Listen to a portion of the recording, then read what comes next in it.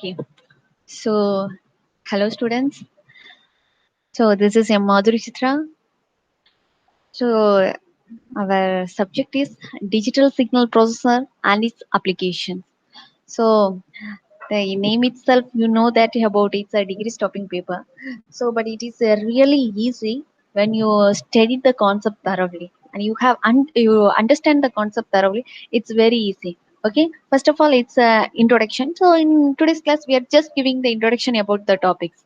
Okay. Introduction about the introduction of signals, systems, and what are the types of signals. That's it. Okay. In today's class.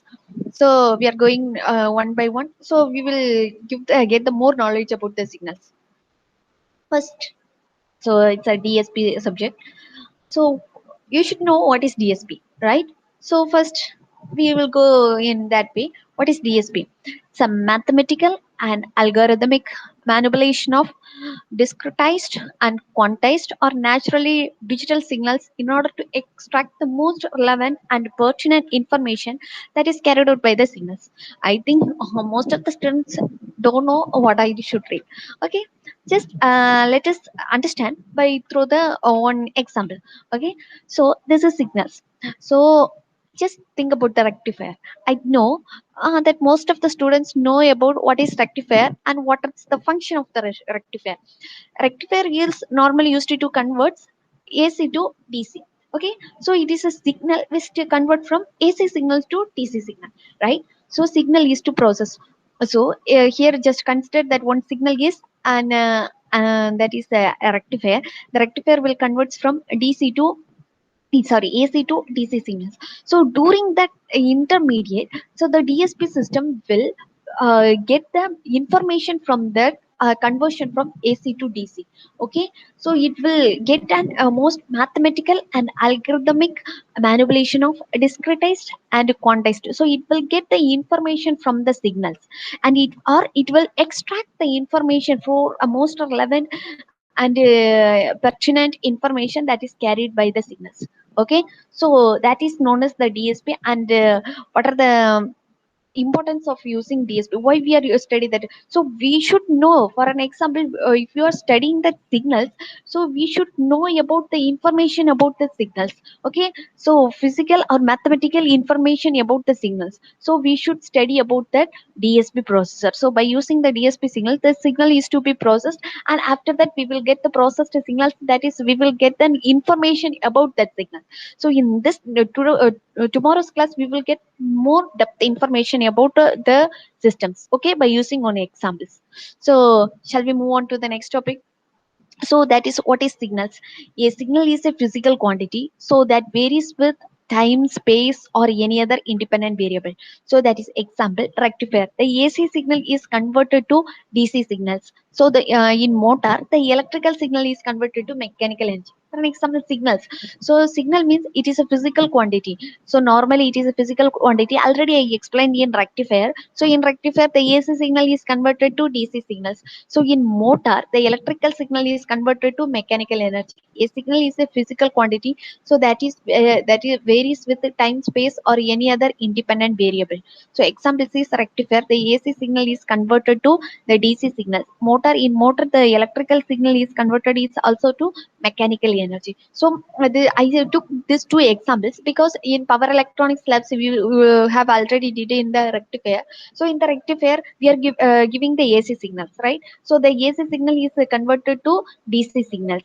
Okay, so you have already seen, I think in first year itself you have did the EP lab experiment rectifier. So you will get the knowledge about the rectifier. So I took this examples. Next, it's a motor. So in motor, the electrical energy is normally it's converted to mechanical energy. In visions 1 and 2, you have already learned about the synchronous motor, induction motor, every DC, AC, sub kuch. I think full you have completed the subject motor. So I have took that motor. So in motor the electrical energy is converted to mechanical energy. So it is also a signal because we are giving the electrical signal, right? So this electrical signal is converted to mechanical energy. Okay, next, what is system? A system is defined as a physical device. So it is when system is defined as a physical device, so it desired output by giving the desired input. So for an example, just understand by through an example, so we will get fixed in our in your mind. Okay, for an example, best example for system is fan. Okay, for an example, ceiling fan. If we are giving an electrical signal, that is we are putting the switch, we are giving the input to the devices, we will get the output, that is fan will rotate and we will get the proper air, right? The system is defined as the physical device desired output by giving the desired input. So examples for system is communication systems and control systems are the best example. So for control system, this fan is the best example. Next, it's a communication system. Okay.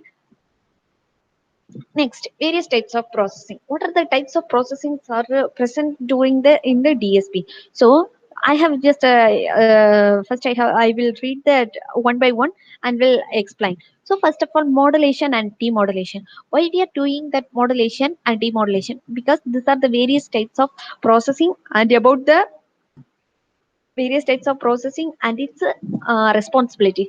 For modulation and demodulation, we will get signal security. Next, encryption and decryption. In encryption and decryption, we will get multiplexing and demultiplexing. Data compression. In data compression, we will get signal denoising. Okay, so first one is signal security. Next, multiplexing and demultiplexing. In digital logic circuits, you have already learned about the multiplexing and demultiplexing.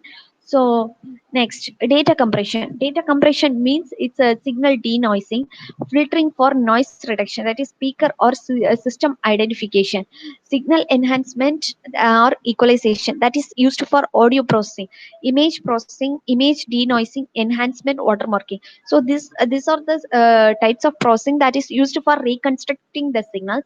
Next, the data analysis and the future extraction. So the signal is used for frequency or spectral analysis. So these are the various types of processing and these are the various types of functions they have did in the processing the signals. So these are the important processing of the signals.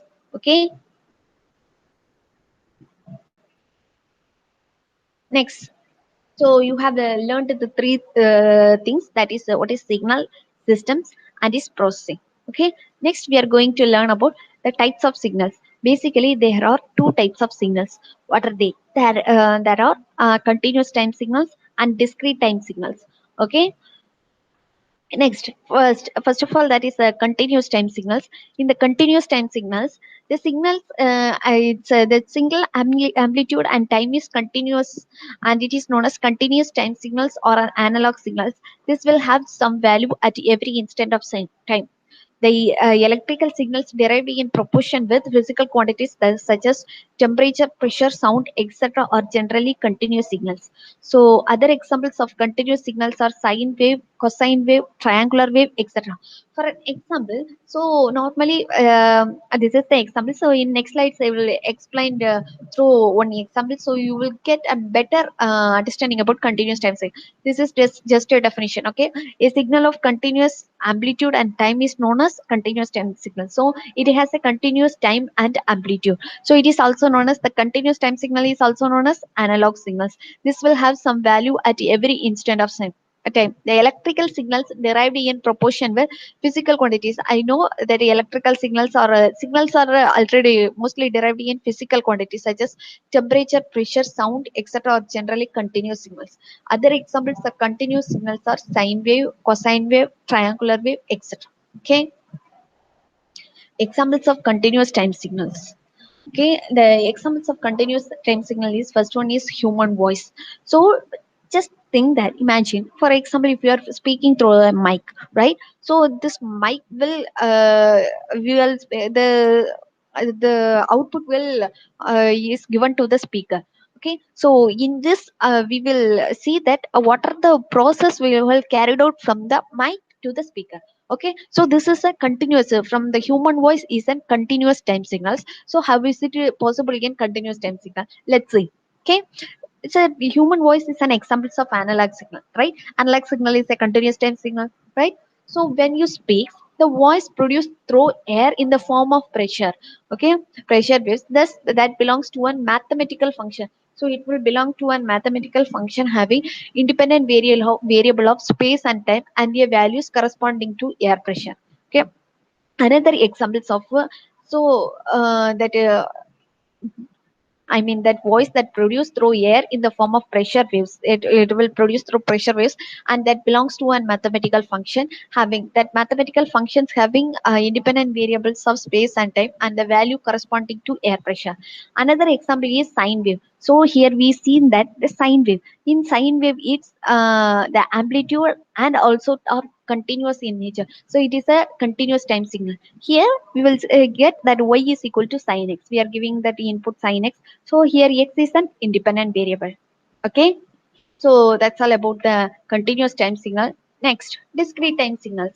The signals that has value only at discrete instant of time. So it is not continuous. Okay, it's a discrete time signals. So it has a discrete instant of times. So it is always discontinuous in nature. It is not continuous. It is discontinuous in nature. It can be represented as x of nt, where n takes the value from 0, 1 to x up to n. So here t is the time interval between the two consecutive signal values. For an example, just let us by giving that example, you will get the better knowledge or better understanding about the signals and system. So I'm giving that each and everything in one example, so you will get better knowledge. Okay, what is continuous time signals? What is discrete time signals? Okay, computer keyboard. For an example, whenever a key is pressed, for an example, here a letter is pressed. Okay, pressed in the form in the keyboard. So here the electrical signal is sent to the keyboard controller. So the electrical signal is sent to the keyboard controller ASCII value. So here I think you have already learned about the ASCII value.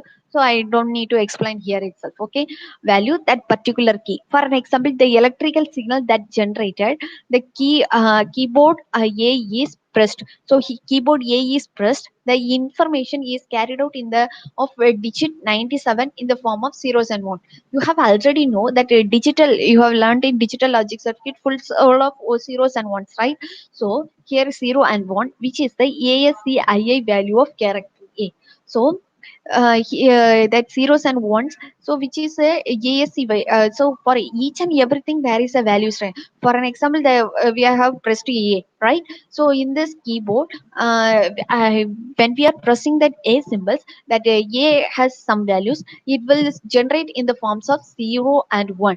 So this is the best example for the discrete time signals. So when we press the key will generate the electrical signals, and the electrical signals will send back to the send back or generated in form of a discrete time signals. So I'm giving that graphical views. So here we know that analog signal is a continuous time signal. Continuous time signals are presented. Continuous time signal is represented here as a discrete time signal. So in the discrete time signals, we are giving the in the discrete time signals, we are giving the output with the variation in the time. So in n 0 and 1, for an example 1 or 2, for that there is a difference in the value. So this is there is the value of n. For an example, just don't get confused. So here n there is the 0, 1, 2, 3, etc. So here interval t is the interval between two consecutive signal, that is a 0 and 1. Okay, so here we have represented in form of the impulse signal. Okay, so that's all about the discrete time signals. That's it.